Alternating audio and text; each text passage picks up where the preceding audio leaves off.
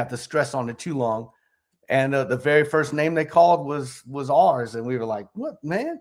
What?" So we were shocked because we were going up against like Honda of America, we were going up against Yamaha, all these big corporations that did these PSAs, and it was just me and Kevin out here with our camera that we had at home and a couple of actors, that were happened to stay with me that weekend.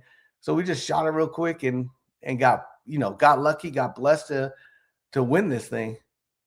That's amazing, man. So have you been able to detect any changes because of the PSA that you guys did? Do you see anything that you would consider improvement or anything that encouraged you that this is, something more folks should do? Did you see anything? I hope that it reached at least a few people. I mean, the message was clear. The message was honest. We know that there's a school violence is something big in this nation, and I don't know if it's ever going to stop, but I'm hoping if it at least reached a few kids to make them aware of what happened and what to do in these situations, then I hope it made some change. But I mean, that's all we can do.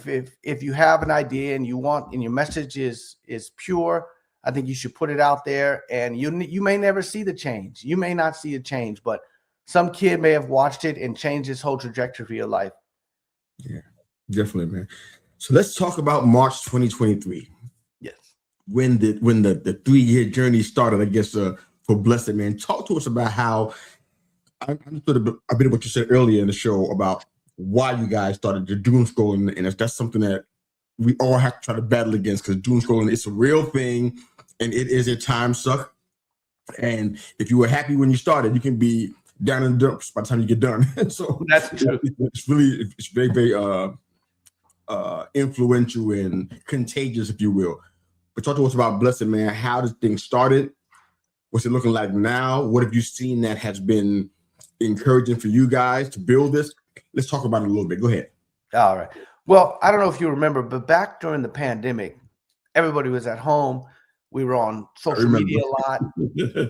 Movies weren't being made. It was like, everybody was on social media. And during those times, it was fun. It was uplifting. People were trying to encourage each other. Everybody was like doing something fun because, the world was basically shut down, everything around them.